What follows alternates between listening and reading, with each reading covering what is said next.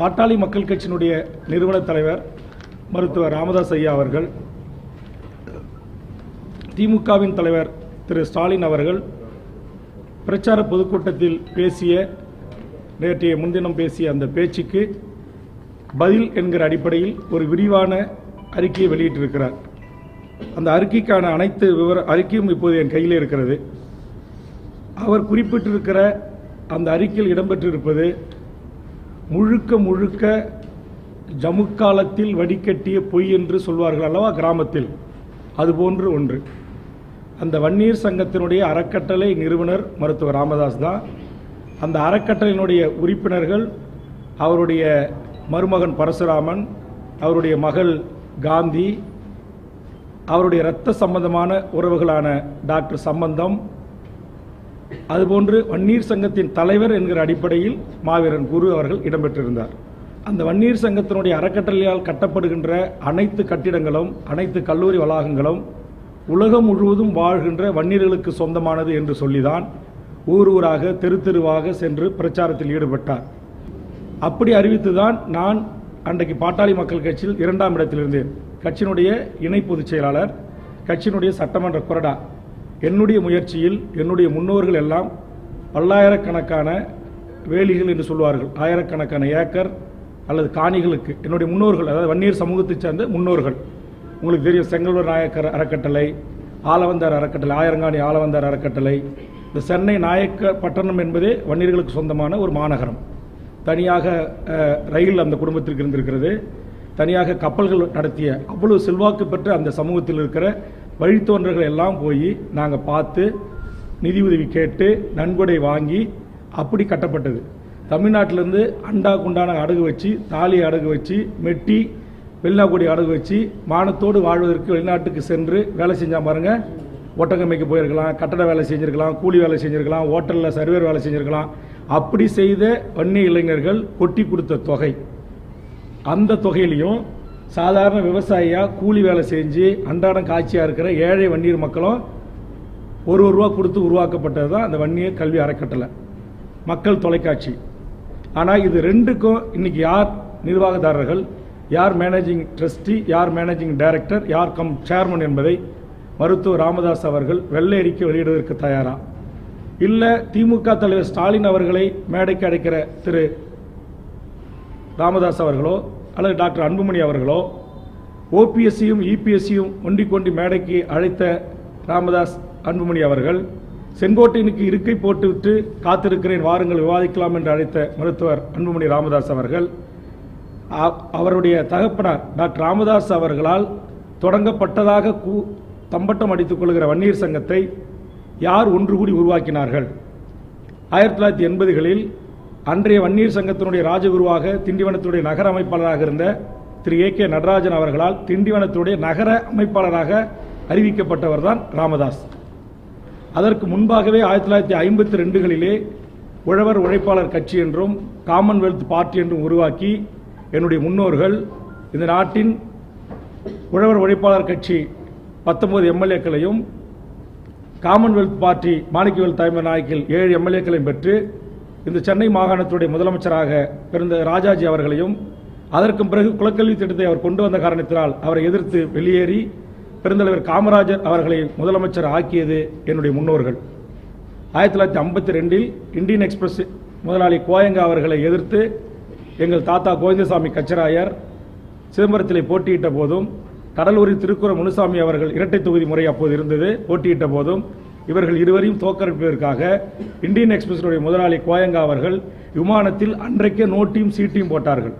ஆனால் எங்கள் அந்த மாவட்டத்தினுடைய மக்கள் கோயங்காவனுடைய நோட்டையும் சீட்டையும் பெறாமல் என்னுடைய தாத்தாவுக்கும் திருக்குறள் முனுசாமி அவர்களுக்கும் பெருந்தலைவர் ராமசாமி படையாச்சியார் தலைமையிலான நின்ற அந்த கட்சிக்கும் வாக்களித்து 7 எம்பிக்களை பெற்று, அதுபோன்று மாணிக்கவேல் தலைமையிலான 2 எம்பிக்களை பெற்று 9 எம்பிக்களை பெற்று 52 தேர்தலில் இந்திய நாட்டின் பிரதமராக பதவியேற்பதற்கு ஜவஹர்லால் நேரு அவர்களுக்கு ஆதரவு இல்லை. 3 நாட்கள் இந்திய நாட்டின் பாரத பிரதமராக நேரு அவர்கள் பதவியேற்க முடியாமல் வரலாற்றில் பதிவுகள் இருக்கிறது. காத்திருந்து எங்கள் முன்னோர்கள் கொடுத்த ஆதரவு கடிதத்தை பெற்ற பிறகுதான் இந்திய நாட்டின் பிரதமராக ஜவஹர்லால் நேரு பதவியேற்றார் என்பது வரலாறு. அந்த வரலாற்று பெருமை கொண்ட ஒரு இனத்திற்கு தான் தான் வன்னியர் சங்கத்தை உருவாக்கியதாகவும் தான் தான் வன்னியர்களுக்கெல்லாம் ஒட்டுமொத்த தலைவராகவும் தன்னை விட்டால் வேறு எவரும் வந்துவிடக்கூடாது என்கிற அந்த காழ்ப்புணர்ச்சியின் அடிப்படையில் பெருந்தலைவர் ராமசாமி படையாச்சியர் அவர்களுக்கு கலைஞர் காலத்தில் இடம் கொடுத்து அறிவிக்கப்பட்ட சிலையை பிற்காலத்தில் திமுகவோடு கூட்டணி சேர்ந்து அதை தடுத்தார். அதுபோன்று இன்றைய சொத்து மதிப்பு மட்டும் அரசு சொத்து மதிப்பு தமிழ்நாட்டில் 3 லட்சம் கோடி பெறுமானம் உள்ள எங்கள் முன்னோர்கள் தமிழ்நாட்டில் இருக்கிற வன்னிய மக்களுக்கும் இதர தமிழர்களுக்கும் கல்வி அந்த ஐடி பாலிடெக்னிக் இந்த பயிற்சி சென்டர் அமைப்பதற்கான உயில் எழுதி வைத்தார்கள். 3 வேளை உணவு கொடுக்கணும், தேசிய நெடுஞ்சாலை ஓரம் சத்திரங்கள் அமைக்கணும், கிராம உதவரும் பள்ளிக்கூடங்களை அமைக்கணும், ஆதரவற்றோர் முதியோர் இல்லங்கள் அமைக்கணும் என்று அந்த உயிலே குறிப்பிடப்பட்டிருக்கிறது. அப்படி குறிப்பிடப்பட்டு எழுதப்பட்டதுதான் செங்கலூர் நாயக்கர் அறக்கட்டளையினுடைய சொத்துக்கள். அப்படி குறிப்பிடப்பட்டிருந்ததுதான் ஆயிரங்காணி ஆளவந்தார் அறக்கட்டளை சொத்துக்கள். சென்னை மெரினாவிலிருந்து மகாபலிபுரம் முழுவதிலும் எமது முன்னோர்களுக்கான சொத்து. அதை கடந்த ஆட்சியில் ஜெயலலிதாவோடு கூட்டணி இருந்தபோது ஜெயலலிதா ராமதாசிடம் பேசி 250 ஏக்கரை கடல்நீர் குடிநீராக்க திட்டத்தில் கேட்டார். நாங்கள் அப்போது எதிர்த்தோம். இருந்தாலும் மக்களுக்கான குடிநீர் திட்டம் என்கிற காரணத்தினாலே வன்னியர் சங்கங்கள் எல்லாம் ஒன்று கூடி நாங்கள் அதை பெருதளவில் எதிர்க்காமல் விட்டுக் கொடுத்தோம். ஆனால் இன்னைக்கு மருத்துவர் ராமதாஸ் என்ன செய்யறாருன்னா, இந்த வரலாற்றை எல்லாவற்றையும் மறைத்து ஏதோ இவர் தான் வன்னியர் சங்கத்தை உருவாக்குற மாதிரியும் இவர் தான் வன்னியர் சங்கத்தை நிறுவன தலைவர் மாதிரியும் ஒரு பொய்யான தோற்றத்தை உருவாக்கி இளைஞர்கள் மத்தியில் ஒரு ஈர்ப்பை ஏற்படுத்தினார். அப்படி ஏற்படுத்தப்பட்ட போது சரி ராமசாமி படையாச்சியார் செத்து போயிட்டாரு, எங்கள் தாத்தா கோயின்சாமி கட்சியார் செத்து போயிட்டாரு, அதுக்கு பிறகு அந்த சமூகத்துக்கு ஒரு பெரிய தலைவர் இல்லை, அதனால நானே அந்த குடும்பத்தில் பிறந்தவனே ராமதாஸ் தலைமையை ஏற்றுக்கிட்டு 80களில் அவர்களோட வன்னியர் சங்க காலங்களில் நான் பணியாற்றினேன். 80களில் அவர் வீட்டில் நடந்த கூட்டத்தில் கோவிந்தசாமி படையாச்சியனுடைய மகன் திரு பாடலிமணி தான் வன்னியர் சங்கத்தினுடைய ஃபவுண்டர் லீடரில் ஒருவர். கையொப்பம் இருக்கு, ரிஜிஸ்ட்ரேஷன் இருக்கு. ஏகே நடராஜன், ராமசாமி படையாச்சியார் உள்ளிட்ட எல்லா தலைவர்களும், சா சுப்பிரமணியன் தமிழ்நாட்டுடைய சீஃப் செக்ரட்டரியாக இருந்து ஓய்வு பெற்றவர். அதே மாதிரி கட்சிக்கு தலைவராக நியமிக்க பேராசிரியர் தீரன் அரசு பணியில் பேராசிரியர் இருந்தவரை ரிசைன்மெண்ட் வர வச்சாங்க. இப்படி அடுக்கடுக்காக என்னால் 1000 தலைவர்களை சொல்ல முடியும். இப்படி எண்ணற்ற ஆளுமைகள் இவங்களை எல்லாரையும் ஒதுக்கிட்டு தான் மட்டும்தான் வன்னியருக்கு தலைவர்னு சொல்லி டிக்ளேர் பண்ணி இந்த வரலாற்றை சொல்லி வன்னியர் மக்கள்கிட்ட பேச போகிற அவங்கள கொலைவெறி தாக்குதல் பண்ணுறது, கொலை மிரட்டல் விடுக்கிறது, வீடு புகுந்து அடியாளங்களை வச்சு வெட்டுறது, கொலை முயற்சியில் ஈடுபடுறது, கூலிப்படைகளை அனுப்பி கொலைகளை செய்யறது. உங்களுக்கு தெரியும், ஜெயலலிதா ஆட்சியில் திண்டிவனத்தில் அமைச்சராக இருக்கிற CV சண்முகம் ராமதாஸை எதிர்த்து அரசியல் செய்கிறாங்கிறதுக்காக அன்றைய பாட்டாளி மக்கள் கட்சியுடைய விழுப்புரம் மாவட்ட செயலாளரையும் துணை பொதுச் செயலாளரையும் அனுப்பி அவர் கொலை செய்ய போய் அந்த வெட்டு CV சண்முகம் கழுத்தில் வெட்டும் போது அவருடைய உதவியாளர் மைத்துனர் அந்த வெட்டை தடுத்து அந்த வெட்டை அவர் வாங்கிட்டு அங்கே செத்தார்.